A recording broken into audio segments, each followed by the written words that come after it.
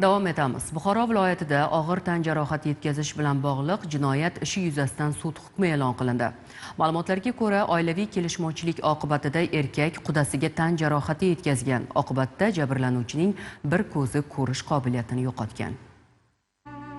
Turmushidagi kelishmovchiliklari haqida doimiy ravishda ota uyiga aytib kelgan kelin bu gal ham yarim tun bo'lishiga qaramay otasiga qo'ng'iroq qilib, qaynotasidan shikoyat qiladi. Qizining ko'z yoshlariga ortiq bardosh bera olmagan ota ayni damda sarxushligi sabab ham darg'azab holda qudasining uyiga bostirib keladi. Ikki quda o'rtasidagi dahanaki tortishuv bir zumda janjalga aylanadi.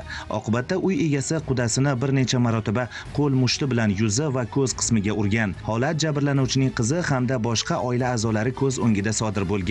Sud tibbiy ekspertiza xulosasiga ko'ra jabrlanuvchining o'ng ko'z olmasi og'ir darajada kontuziyaga uchragan, to'r parda ko'chgan, ko'z qovoqlari va sklerozda keng hajmli qon quyilishlari aniqlangan.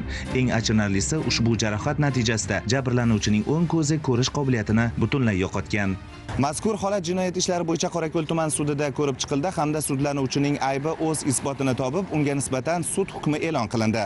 Dastlabki tergov tomonidan sudlanuvchiga qo'yilgan ayb to'liq o'z isbotini topib, sudlanuvchi O'zbekiston Respublikasi Jinoyat kodeksi 104-modda 2-qismining V bandida ko'rsatilgan jinoyatni sodir etganlikda aybdor deb topilib, unga shu modda bilan 5 yil 6 oy muddatga ozodlikdan mahrum qilish jazosi tayinlanib, jazo umumiy tartibli koloniyalarda o'tash belgilandi. Bundan tashqari, jabrlanuvchiga yetkazilgan moddiy ma'naviy zararlarni undirish yuzasidan tegishli hujjatlarni ilova qilgan holda fuqarolik sudiga murojaat qilish huquqi borligi tushuntirildi.